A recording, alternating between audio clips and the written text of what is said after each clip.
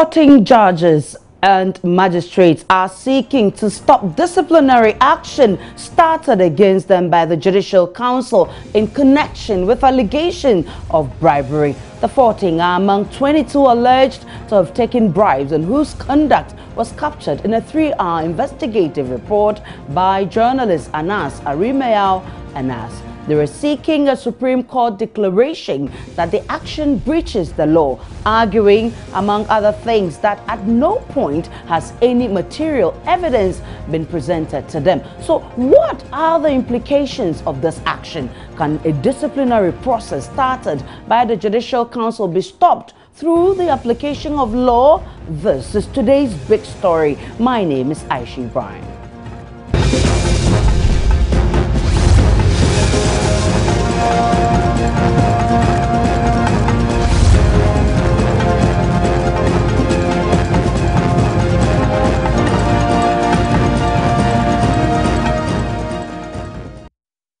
So, in a writ filed at the Supreme Court today, Emmanuel Kofi Sono and 13 others are seeking a declaration to stop disciplinary processes started by the Judicial Council.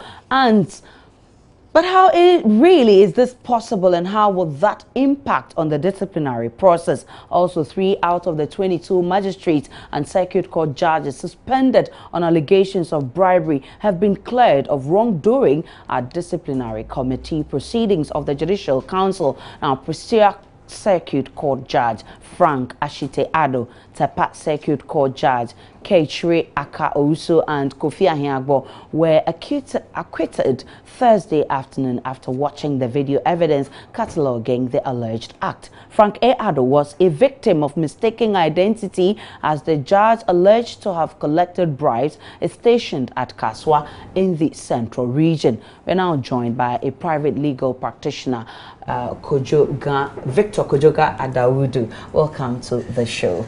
It's a pleasure, Aisha. Now, so can the process be stopped, as some lawyers have gone to court already? Yes, Aisha, I believe that the process, this committee, there are 2 different committees. Okay. Let's get it. Let's put it in context, then we can get it.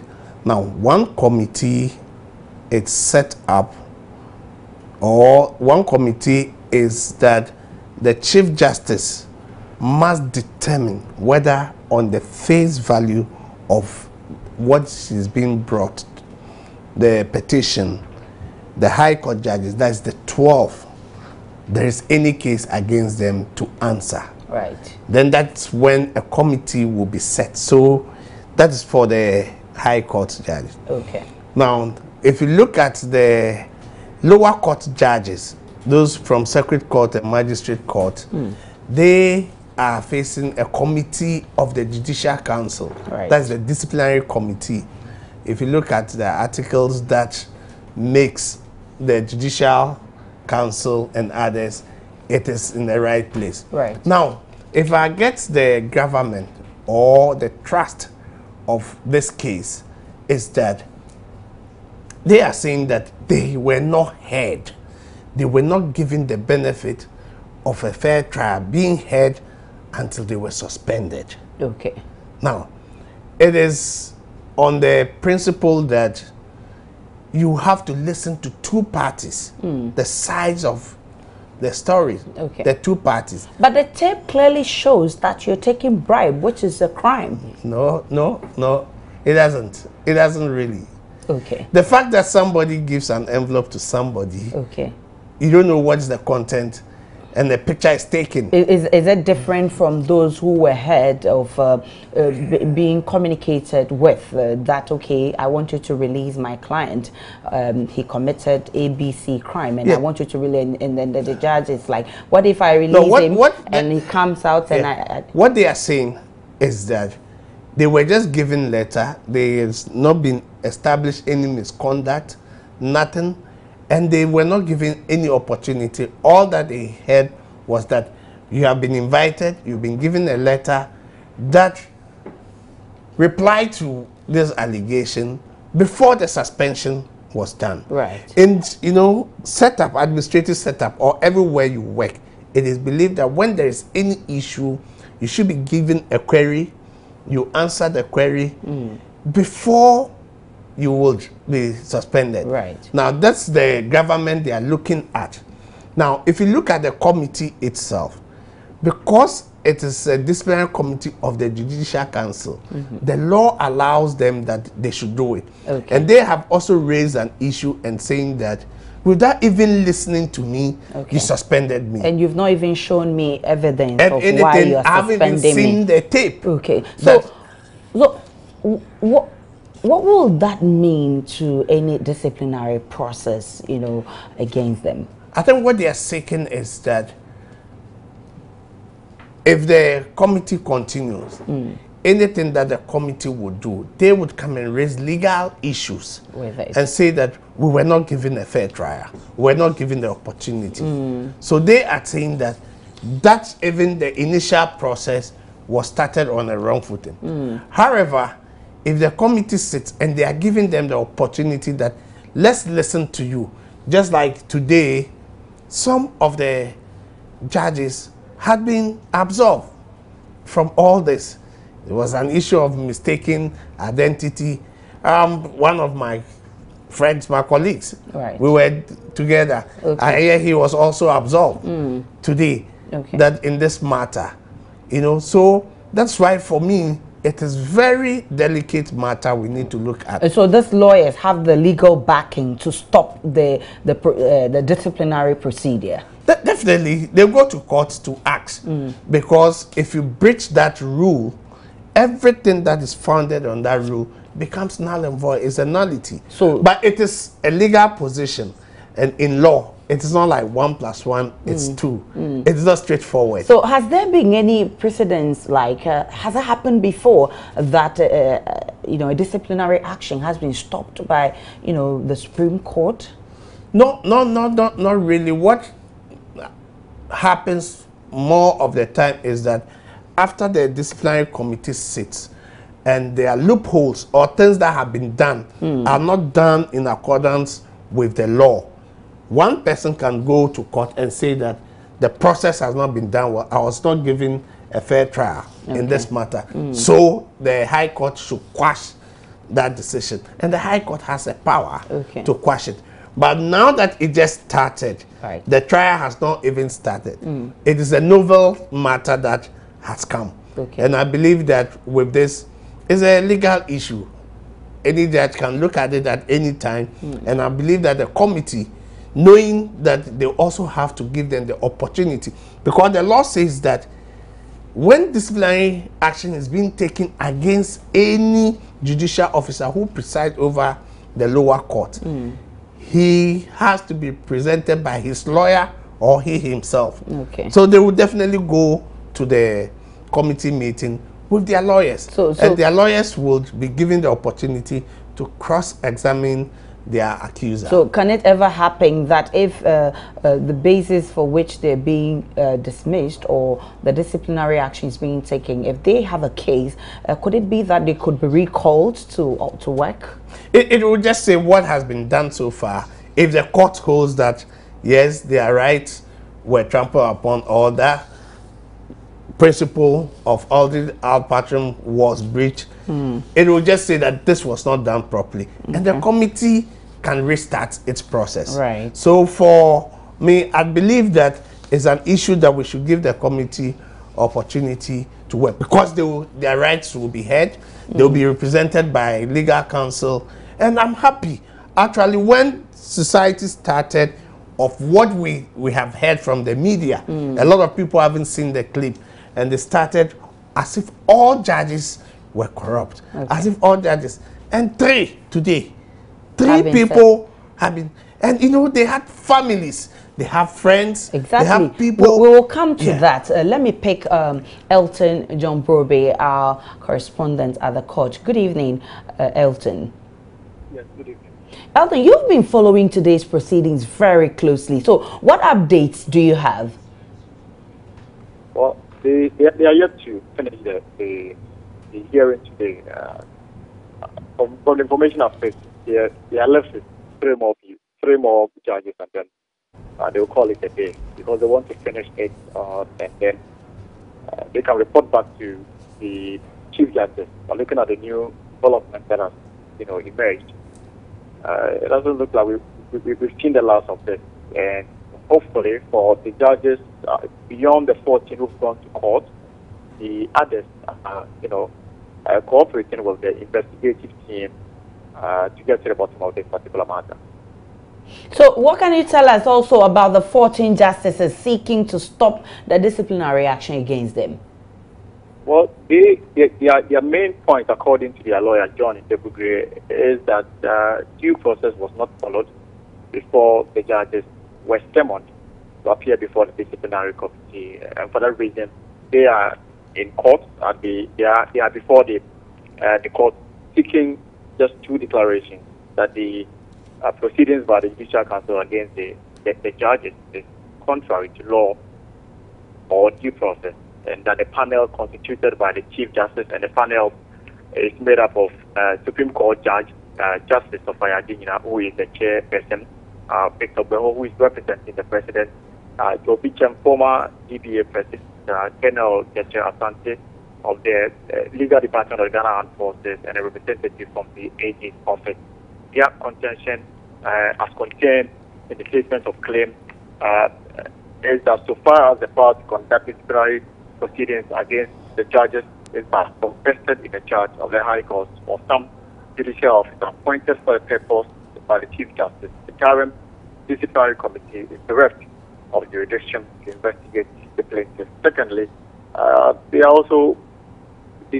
saying that they have heard that they were in the circumstances entitled to be informed whether the proceedings against them were to be summary or formal in accordance with law.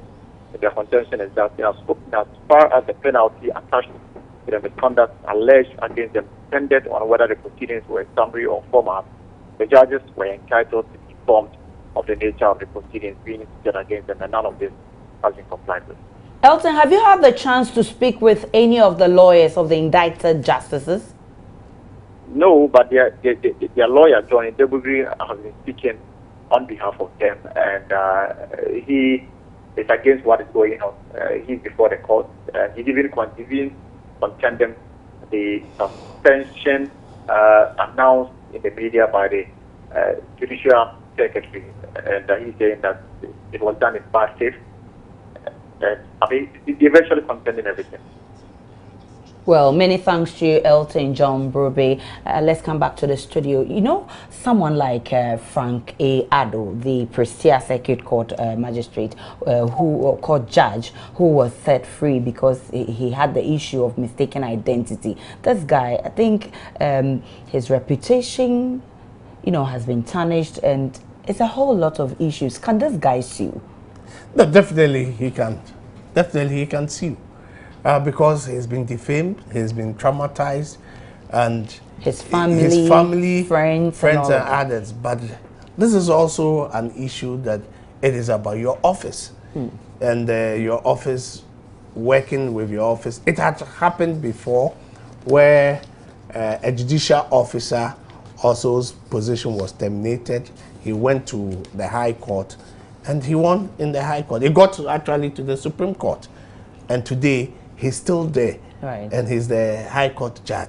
So it happens that sometimes when we expect that we need to exercise some restraint and make sure that we get the right thing done, mistakes are committed. So does it go to confirm that they did things in a hasty manner? I believe that in as much as they want justice to be served, injustices may be committed somewhere, and I think that this is one of the cases in which they have to apologize to His Honor the Circuit Court judge for what they have taken him through. It will be his maybe when he consults his lawyers and other people. I believe that they would best advise him. The options will be, and he has the final say, right, to what he want to do. There should be more to it than just an apology, because the damage caused here is very great. Let's look at a statement coming from the police administration. It says that it has taken note of recent developments in the judiciary service, of the allegation of corruption against some judges and some judicial staff, and is in touch with the Attorney General's office on the matter. This was issued and it was signed by Director General of Public Affairs Department, David Neni Ampa Beni, Deputy Commissioner of Police. Let's get on to the phone lines because Abraham Amaleba is a private legal practitioner. He's also on the phone. Many thanks for your time on today's big story.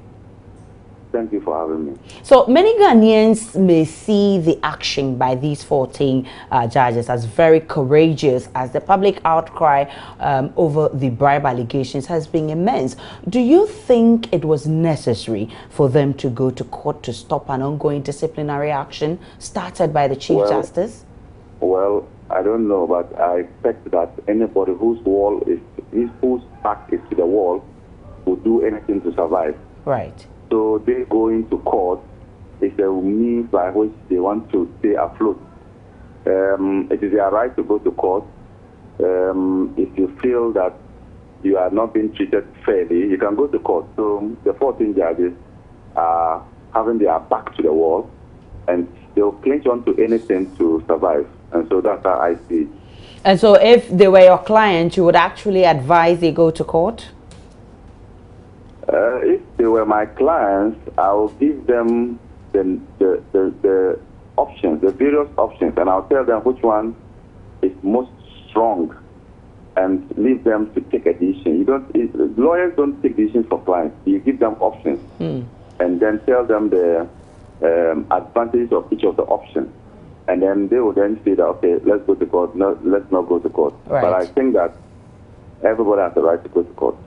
Okay, let's look at some of the lawyers who have been discharged and one that was mistakenly, added to these corrupt charges or the alleged corrupt charges. What are the implications?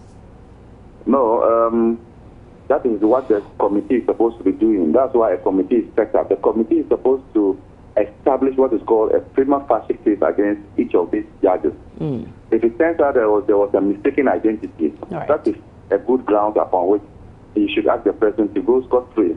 So if it is actually true, it is established that that was a person who was not involved, but probably he looked like that person, or there was a name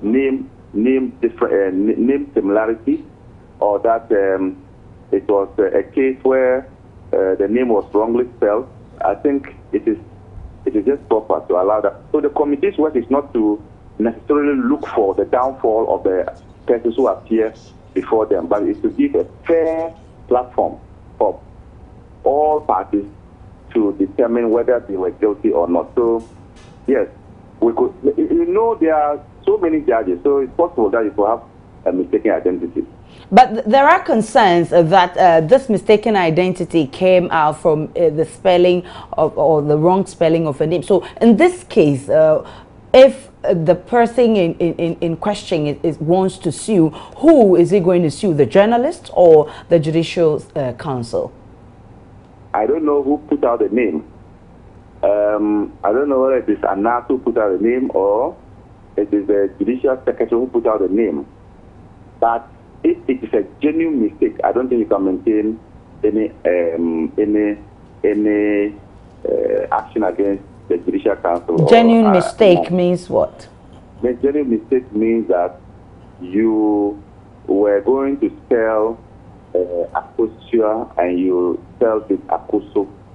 Now, if you can show that it was not with money, it was not actuated by your dislike for that person. But that alone cannot bring back the shame it put this human being into. No. These things are bound to happen. We are human. No matter how diligent you are, sometimes you are not able to get it all right.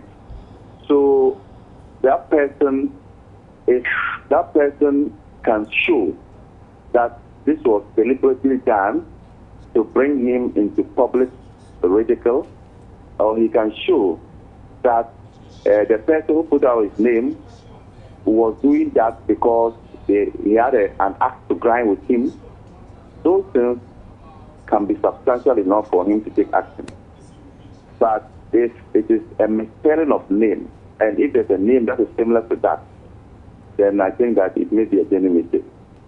Well, many thanks to you, Abraham Maleba. Many thanks for your contribution to this big story. Mr. Daudu, these 14 judges are seeking to correct what they are saying is a breach of law. Which law in particular is in breach here? No, I believe that what they are seeking to do is a declaration that the disciplinary action breach that has been instituted, it's against the due process. Right. Now, what they are saying is that you've never heard the side of our story. Okay. You only saw one side of the story. You gave us letters and you suspended us. Okay. You did not give us the opportunity. In as much as substantive law, it's also okay. Due process in doing things are very important. Okay. But I believe that the disciplinary committee hasn't done so much, hasn't started anything. And it's a matter, it's a legal matter that can be determined anytime. So for me, it is novel. Let's see how it will go. And we are expanding the frontiers of the law. Okay. So out of this, new positions of the law will be espoused. So I think it's their right. If they wanted to test the law and see that that is it, they should be given all the opportunity to be heard. And I believe that the committee will still go. What the committee, you know, there's a little bit confusion about the committees. Okay. You see, the committee for the lower court, it's supposed to be a subcommittee of the Judicial Council. Okay. Which the law stipulates that if there is any issue, misconduct about the lower court or judicial officers, they are the rightful people or the right forum where disciplinary action can be taken. Then the other one is for the High Court judges, that the Chief Justice herself would have to look and make a prima facie case. Right. She cannot delegate that job to any other committee. Okay. It had happened before. Okay. It had happened, one of the judges in this matter took the matter up and said that, no, if you give it to a committee and the committee sits down and says that it's a prima facie case, so now they are making recommendation to the president for me to be sacked, it was wrong. He went to the court, High Court, it went to the Supreme Court, and the Supreme Court said, yes, the Chief Justice cannot delegate. And in that matter, it was the Chief Justice herself, when she found out that there was a prima facie case, then she now instituted the committee to do it. So these are the two things. If we don't take time, we will mix the two. They're two different things. So what are the likely outcome, you know, from this that they're asking for? And if it happens, what could it be that it can be stopped? And if it is stopped, what happens to the allegation against the judges? None of the allegations are still there. It will not die. What they are looking for now, if the High Court go ahead and says that the very foundation of the disciplinary committee is null and void, okay, it will be null and void. The process will start all over again. Right. That it is. Okay. If they go and the High Court says that, no, we think that your rights has not been breached, that means that go back to the disciplinary committee and your rights, you assert your rights there, because you have an opportunity that you represent yourself or you be represented by a lawyer. Well, so these are the two scenarios that will play. Very interesting issues. They will be watching and hoping that something concrete. But of course, whatever the outcome may be, it will not erase the fact that these lawyers have committed certain levels of crime, or certain they've been involved in certain judges. It is alleged.